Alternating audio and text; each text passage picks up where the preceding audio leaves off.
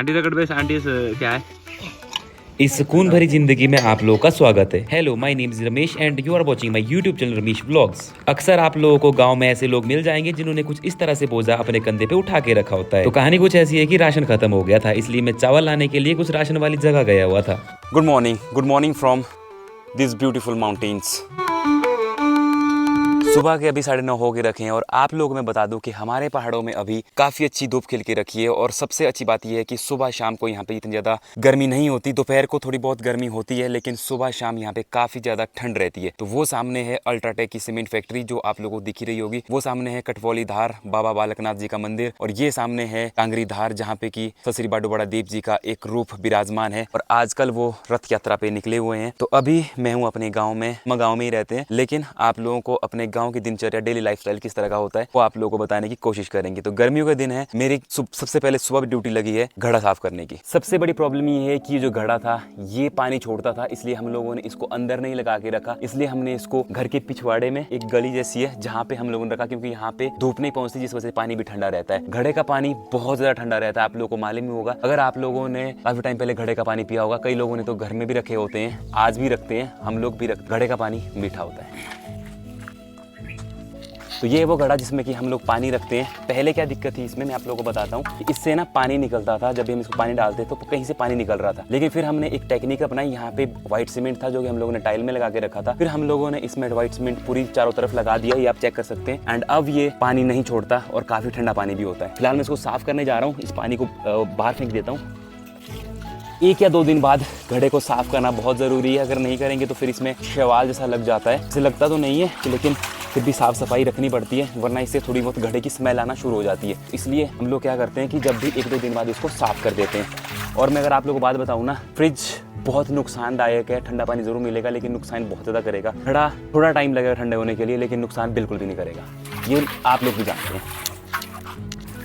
तो किस तरह से घड़े को रखा गया है, क्यों रखा गया है, वो मैं आप लोगों को बताता हूँ। इसके पीछे एक रीज़न आप चेक कर सकते हैं। यहाँ पे हम लोगों ने रेत बिछा के रखी है। ये रेत हम लोगों ने निकाली थी, आंगन में बिछा के रखी है, वहाँ से उठाई फिर यहाँ पे डाली, घड़ा इसके ऊपर रखा। वो इसलिए रखा क्योंकि ये भी काम करती है पानी को ठंडा करने का। अब इसके पीछे कुछ साइंस है, वो आप लोगों को पता है, आप लोग बताइएगा, मुझे नहीं पता। बहुत टाइम पहले से जब से हम लोग घड़े में पानी ठंडा करते आ रहे, रेत के ऊपर ही घड़े को रखा जाता है। एंड हमेशा हम लोग ऐसे रखते हैं, पानी भी बहुत ज़्यादा ठंडा होता है, बहुत ठंडा पानी होता है, मीठा पानी होता है। एक्सपीरियंस कीजिएगा, अगर आप लोग कभी गाँव में विजिट करेंगे तो इस पानी को जरूर पीजिएगा। फिलहाल मैंने यहाँ पे इसको भरने के लिए लगा दिया है। आधे पौने घंटे बाद ये पानी ठंडा हो जाएगा। और यहाँ पे रखने का एक और भी रीजन था, क्योंकि यहाँ पे धूप नहीं पहुँचती, क्योंकि इस तरफ से ये घर है और इस तरफ से ये घर है, और ऊपर लेंटर है और इस तरफ इस वाले घर की छत है, जिस वजह से यहाँ पे धूप नहीं पहुँचती। धूप ना पहुँचने के कारण चीज़ें ये होती हैं कि पानी बहुत जल्दी ठंडा हो जाता है। तो ये जो चीज़ है ना, अभी इसको हम बालों में लगाने वाले हैं, क्योंकि ये एलोवेरा, और ये ऑर्गेनिक एलोवेरा है जो कि हम लोगों ने अपने खेतों में लगा के रखा था। मेरे बालों में क्या है, डेंड्रफ बहुत ज़्यादा है, तो बहुत सारे लोगों ने सजेस्ट किया था कि भाई एलोवेरा लगाना, तो शायद हो सकता है आप लोगों को थोड़ा आराम मिल जाए। तो इसलिए आंटी अभी इसमें एलोवेरा निकाल रहे हैं, बहुत सारा निकाल दिया है, बहुत एलोवेरा लगा के रखा है। तो फिर इसको,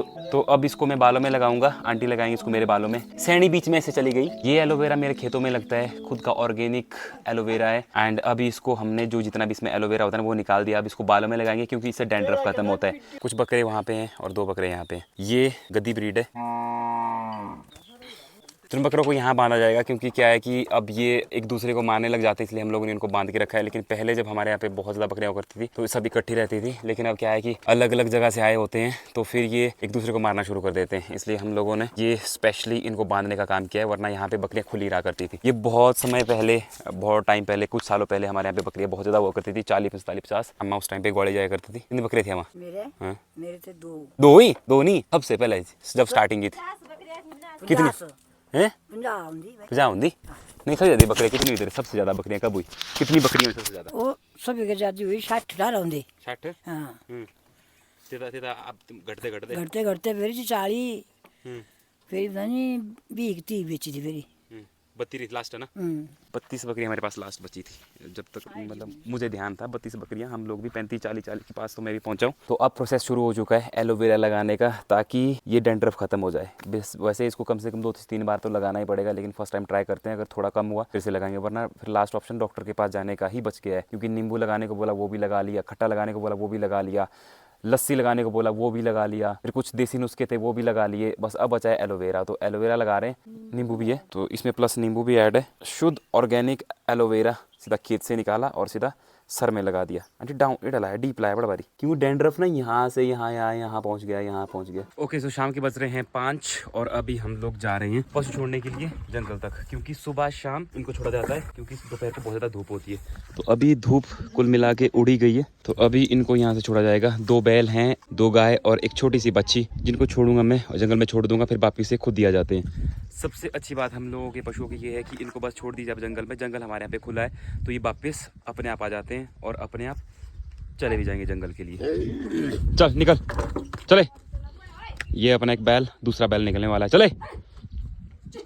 नॉन डिस्क्रिप्टेड गाय हमारी, मतलब कि इसकी कोई ब्रीड नहीं है, पहाड़ी गाय हम लोग बोलते हैं। और पूजा के लिए हमेशा ऐसी पहाड़ी गायों का गोबर ही लगता है। जर्सी गाय ये है। पहाड़ों के आंगन में आप लोगों को त्रिपाल के ऊपर ऐसी फसलें देखने को जरूर मिलेंगी, क्योंकि अभी हम लोगों ने नई नई फसलें निकाली है, तो इनको भाई सुखाना भी बहुत जरूरी है। फसल सुखाने के साथ साथ आप लोगों को आंगन में 2-4 लोग ऐसे भी मिलेंगे जो शांति से सुकून की बातें कर रहे हैं, क्योंकि हम पहाड़ी लोगों के जीवन में एक ठहराव सा होता है और ठहराव से ही हम लोग हर एक काम को करते हैं। जिंदगी में समस्याएं हजार हैं, सुख दुख भी जिंदगी में आते रहते हैं, बस कोशिश करनी है तो अपने परिवार को खुश रखने की और अपने आप को खुश रखने की। आप खुश तो दुनिया खुश।